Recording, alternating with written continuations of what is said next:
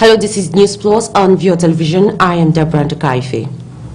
The Nigerian Center for Disease Control has announced a total of 1,336 suspected cases of cholera, including 79 deaths so far in 2023. The NCDC disclosed this in its latest cholera situation epidemiological report on Monday.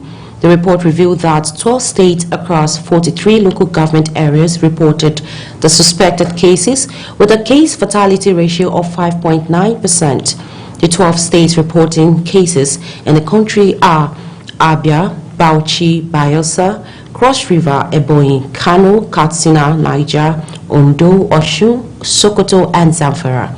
According to World Health Organization, at least 24 countries continue to report cholera cases. Regarding historical transmission patterns and seasonality, large parts of the world are currently in low or inter-epidemic transmission periods. Therefore, this number could increase in months to come. The National Agency for Food and Drug Administration and Control has granted registration approval for R21 malaria vaccine manufactured by Serum Institute of India PVT Limited. With the malaria vaccine and regulatory approval process, NAFDAC is fulfilling one of its mandates as stipulated by its enabling law, NAFDAC Act 2004.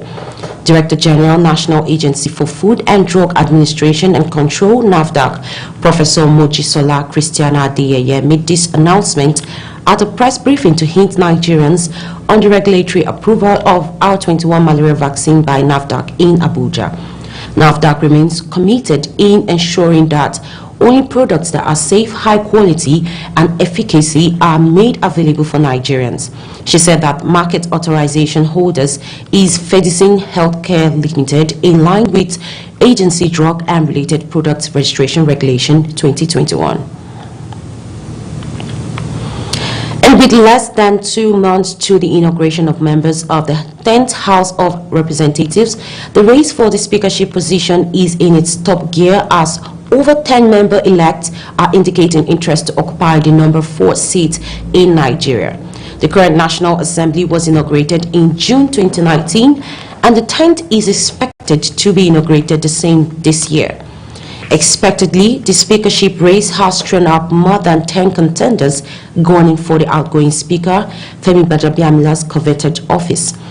The latest declaration of interest is of a female contender from Imo State in the person of Miriam Onoha, who officially joined the race and asked her male counterpart to step down following her legislative expertise. On about 90 positions of this country, the men have dominated it. Ceding this one position to me will be a way of proving that we are running an inclusive government. And I use this opportunity to call on my other co-contestants, my male contestants, to consider the love and the care Nigerian voters have shown to them, and as a mark of honor, step down to support this woman. Lawmakers are seemingly divided over which geopolitical zones should produce the next set of leaders of the federal parliament. There are opinions as to whether the seat be zoned by the party or prioritized based on who the members want to be the speaker. I believe in the supremacy of the party. That is key. You can have your aspiration, you can dream. Dream is free. You know, aspiration, ambition is free. But it must be within the control of the platform for which you got to the house. The APC gave me platform. I was the only member of APC that fought and won for House of Representatives in Abia State. Zoning arrangement and the balancing of political position in Nigeria has been something of mutual understanding. Our president is from the southwest. The vice president is from the northeast, and both of them are Muslim. I think this is the second time in the history of Nigeria that we're having the Muslim ticket that succeed at the polls. And what that implies is Nigeria has grown past religion or ethnic sentiment. Where I want for the 10th Assembly, I want to contest for speakership. I've done it in the last assembly, where the president called us and said that, okay, he wants us to support Baja, where we sat down and really I supported Baja 100%. The way I move on with my colleagues, I don't think if I contest, I will lose. I have hope that if I contest, I'm going to win. Going by the list of contestants in the 2023 speakership race, the contestants, though vastly experienced in legislative business, may negotiate with the strongest contender if the ruling party insists to zone the position of the speaker to any of the 6 geopolitical zones. The minority caucus of the 10th House of Representatives, we are greater majority. Greater majority. Meanwhile, a coalition under the umbrella of Civil Groups for Good Governance has endorsed the candidature of Honorable Benjamin Kalu as the Speaker of the 10th House of Representatives ahead of the June inauguration. At a press conference held in the national's capital, Abuja, the group noted that for Nigeria to make progress after issues arising from the just concluded elections, the APC should, as a matter of urgency, zone the office of the Speaker of the House of the Southeast to reflect federal character and the capacity and potential in the person of Representative Benjamin Kalu. Convener and team lead of the groups, Dominic Okaku, said the lawmaker stars above all other contestants, especially from the Southeast, owing to his global and legislative experience. That the APC promotes the tenets of federal character by zoning the speakership of the Southeast to the Southeast and strengthens the cause of unity and peaceful coexistence amongst our people. As we stated earlier, our clamor for the speakership from the Southeast is not premised on equity and inclusion alone, but because there is capacity, there is ability, and widespread consensus that Honorable Benjamin Kalu is suited for the job. And now Nigerian aviation workers have commenced a 2-day warning strike with a protest at the Lagos airport. The aviation workers, under the umbrella of different unions, were seen protesting unpalatable working conditions and entitlements in the country's aviation industry. The protest left passengers stranded as it grounded airport operation at the Lagos terminal on Monday morning. Recall that aviation unions had last Friday announced that they would embark on a warning strike, and the unions include the National Union of Air Transport Employees, the Air Transport Service Senior Staff Association of Nigeria, the Association of Nigerian Aviation Professionals, the Amalgamated Union of Public Corporation Civil Service Technical and Recreation Services Employees, and the National Association of Aircraft Pilots and Engineers. The 2023 Population and Housing Census will count internally displaced persons in Benue State, the National Population Commission has said. It is responding to the Benue State Governor Samuel Otom and the President of Middle Belt Forum, Dr. Beatrice Pogus, who calls on the federal government to postpone the 2023 Population and Housing Census slated to be conducted from 3rd to 7th May 2023 due to the fear of exclusion of internally displaced persons in the census exercise. They had asked the federal government to provide adequate security for the IDPs in Benue and elsewhere in the country to enable them to return to their usual places of residence before the 2023 census was conducted. Governor Otum further stated that close to 2 million indigenes of Benue State who are in the IDP camps would not be counted if the census is carried out as scheduled. According to this commission, the methodology devised is for counting persons in regular household and those who stay in irregular households, such as people in transit, homeless persons, and temporary living camps. I'll be going on a short break, and when we come back, News Plus continues. Stay tuned.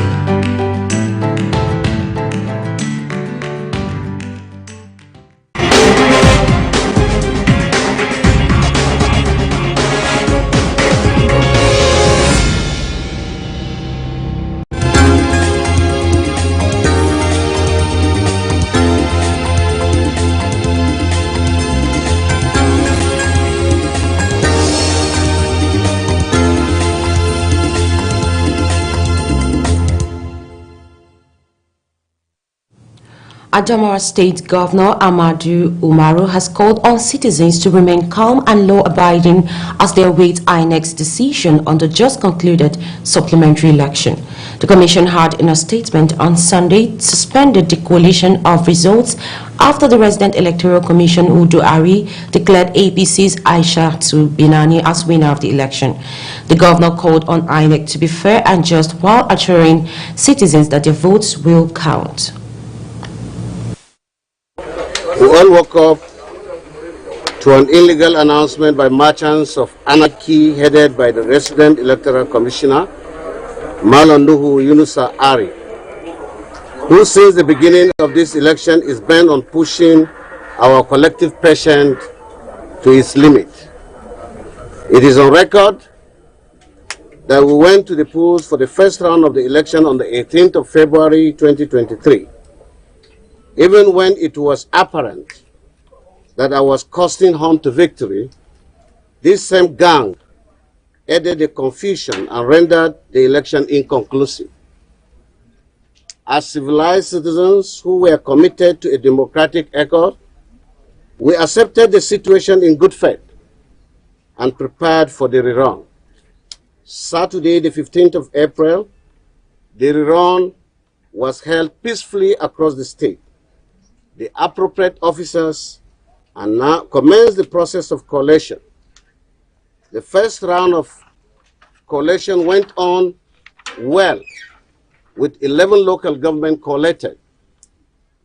Just when we are waiting for the resumption of the collation, the reg took up a tax he is not constitutionally empowered to do by making an illegal announcement of the outcome of the election without result.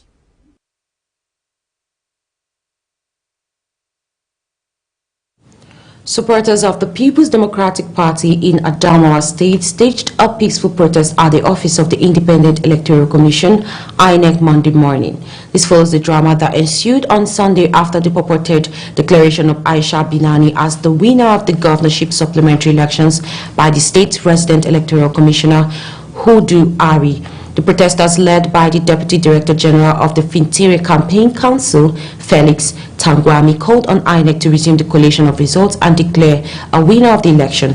Tangwami said they will not allow anyone to cause crisis in the state while calling on citizens to remain calm and law-abiding.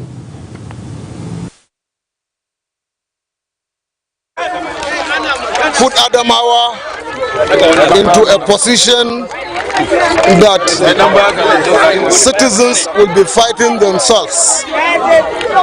What you are seeing here is not only PDP, there are other parties that are involved. What Adamawa people are demanding is that they want the coalition to continue as INEC has directed, so that there will be peace in Adamawa State. Because people are not happy, people are disappointed with Hudu and those in support of Hudu. Our worry is that while Hudu was perpetuating this illegal action, those that are supposed to enforce the law were sitting there with him, and they could do nothing about it. It is shameful, it is illegal, it is a treason, it is condemnable, and these people should be sanctioned and accordingly prosecuted. The Independent National Electoral Commission, INEC, has suspended the controversial Resident Electoral Commissioner for Adamawa State, Yunusa Udu Ari, with immediate effect. The Commission, in a letter to the suspended REC, signed by its Secretary Rose Areran Anthony, directed the REC to stay away from its Adamawa office until further notice. It therefore directed the Commission's Administrative Secretary in the state to take full charge of the activities of the Commission with immediate effect. Udu's suspension is connected to his purported declaration of APC's Aishatu Dahiru Binani as the winner of the Adamawa State governorship supplementary election when collation was not concluded. The Commission had earlier summoned Udu and other officials to its headquarters in Abuja. Now, the Islamic movement under the leadership of His Eminence Sheikh Ibrahim El-Zakzaky has continued to lay grief over the constant harassment by government. This is coming from the latest encounter the sect had over the weekend while trying to observe the International Day of Eid, which forms part of their religious rite. This afternoon, they have actually tear gassed us. Some of us, we are still having the pains in our eyes of the tear gas, and then unfortunately too, they have actually injured several others. I think by the estimate they are up to 20 now, and including even women. You know, there's a woman that they have the bullet has pierced through her tummy, and there's also a man through his arm and things like that. So we have witnessed that. As at now, we cannot specifically say where there's death or not, but they are all the town around the town now scouting to actually arrest some of our people. In the same vein, the sect is calling on the Kaduna State government to release the international passport of their leader Sheikh Ibrahim El-Zakzaky and that of his wife, which they allege the state government has confiscated for some time now. We are actually not happy with what the government is doing. Even 2-3 weeks ago, the government even attacked us even before the election and killed about 6 of our men, just because they saw them protesting against the illegal retention of Zakzaky's passport and that of his wife. They have refused to give their passport. We want them to release their passports to enable them actually seek medical attention since the 2015 massacre of Zaria that was done by the Buhari regime. The Islamic sect further appeal for freedom of worship, which constitute part of their human rights. It was a Black Sunday in Kaduna State as no fewer than 30 persons have been killed in Atiab community, Zango Kataf local government area of Kaduna State after bandits attacked the community at night. Although the police authorities and the state government are yet to comment on the attack, the national president Atiab Community Development Association Timbwak Ache revealed that the perpetrators of this menace has gotten to the brim of their action, as he described it as barbaric.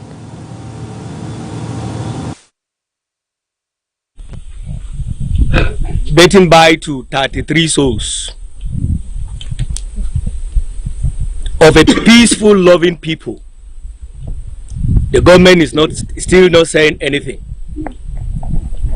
But I want to say this. The time has come. Enough is enough. Atiab land must be liberated. Amen. God in his mercy will come down from heaven. Amen. According to the chairman, Zango Kataf local government, Honorable Francis Sani, the assailants stormed the community at night with sporadic shooting. Over 40 houses were confirmed burned down. And start shooting people. There was no any issue. There is no crisis. So we don't even know what is happening. And there is no any assistance somewhere. I am even tired of complaining. Last month, they attacked 2 communities. Last week, another community was attacked. Yesterday, this community was attacked. Already about 32 people are killed.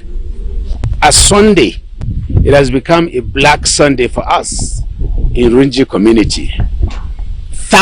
Over thousands of people now displaced, and 30 houses burnt ashes, with 27 corpses now we have found. We're still looking for the missing ones. We don't know where they are yet. 30 about 3 that were told they died in the hospital. So we're talking of 30 out of the 3 that died in the hospital. There are 3 that died in the hospital and 30 corpses discovered here, because those who were shot were taken to the hospital and 3 later died in the hospital. For now, the community leaders are tasking all those saddled with the responsibility of securing the people to fish out those behind the series of attacks in Atiapland. Ahead of the forthcoming Eid celebrations, a non-governmental organization in Bauchi known as Wunti Al-Kahir Foundation organizes a two-day capacity building workshop on crowd management and control for members of Islamic aid groups in the state. The training, which is being organized annually, was aimed at serving humanity as put forward by head of the foundation, Abdulrazak Mohammed. Mohammed said the Salah festivity is an occasion graced by a mass number of people, hence the need for adequate crowd control to forestall any ugly incident becomes necessary. About your state correspondent, Awa Hassan completes the story. Take a look. The non-governmental organization, Winter Al-Khair Foundation, deems it important and necessary to call for this capacity building workshop for members of Islamic aid groups considering their active roles during festivities. These, according to the leader of the foundation, is part of their social services to humanity. The essence, the real essence, is serving humanity. The Wunti Al-Khair Foundation was established to bring ease to humanity. And how do you do that? Is through participating in the activities of the community. One of which is the crowd control, which we are here to sensitize the federal group on how to control crowd during the festivities. It is on record that during Salah celebrations, a mammoth crowd of people from different parts of Bauchi State normally gather within the metropolitan to rejoice with one another and exchange pleasantries. Hence, the need for proper management and control of the crowd is duty-bound on members of the Islamic aid groups. Well, alhamdulillah, what we are expecting from our participant here is to see the Hijj Salah celebration.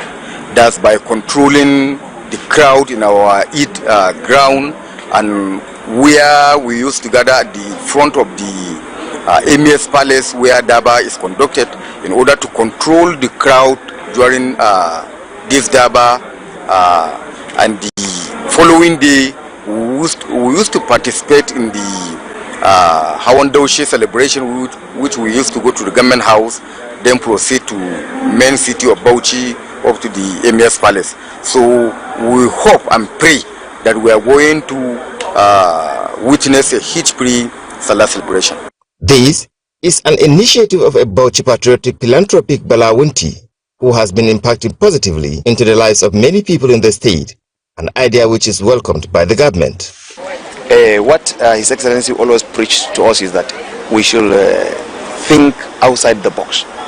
Nothing is in the box. The government has no money. Will bring in partners that will bring development in partnership with the state government to the good people of Bauchi State. So the way these people reach out to a philanthropic personality like Bala Wunti is commendable. During the seminar, participants were presented with bags of rice and wrapper, courtesy of the foundation's chairman, Awal Hassan. Viewer TV News, Bauchi. Maiduguri residents may experience limited shopping choices during Salah because of the fire outbreak that burned down the main market in the capital city of Borno State last month. The inferno had affected many markets in the metropolis where goods and properties worth billions of naira were consumed by fire. Beatrice Kritsi reports that residents in Maiduguri said the disaster has not just denied them of a wholesome shopping experience, but has led to hikes in the prices of goods in the city. The report, take a listen. Monday market, few weeks before the terrible incident, was a beehive of activity, with traders and customers exchanging commodities and money. Many Maiduguri residents and neighboring countries like Chad, Niger and Cameroon used to patronize the market. But last month it went up in flames, destroying goods and properties worth billions of naira. Other markets of Gembu and Gomari in the metropolis was also affected. The inferno has affected businesses, and residents who love shopping are sad because it might mean no purchasing for Salah celebrations.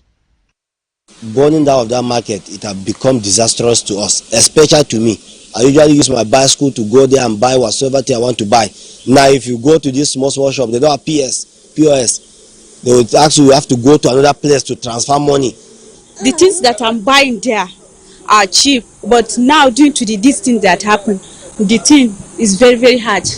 We cannot buy the way that we want. And many of the marketers are suffering because of the condition. But there is one market, Gamboru. People are going there for shopping. During this Ramadan period, people find it difficult to get things to eat of their choice, and for we as humans, is a very difficult thing. Some residents complained that some shop owners have taken advantage of the incident to hike the prices of their goods. It's highly devastating. I'm not actually happy with the way especially the marketers are doing. They have just inflated price of goods anyhow. They don't consider. The market thing is honestly disturbing because, for instance, I used to buy things there cheaply. I buy spaghetti for 4,500 naira, but now it's 7,200 naira. Right now, we are pleading with the government to do something. With the commercial hub yet to be completely reconstructed and reopened, for now, Maiduguri residents will have to nurse the plan of shopping outside the city. Bitrus Kuruti, Viewer Television News, Maiduguri. And that's all on News Plus. Many thanks for watching. I am Deborah Ndukaife. Please stay tuned and enjoy the rest of our programs.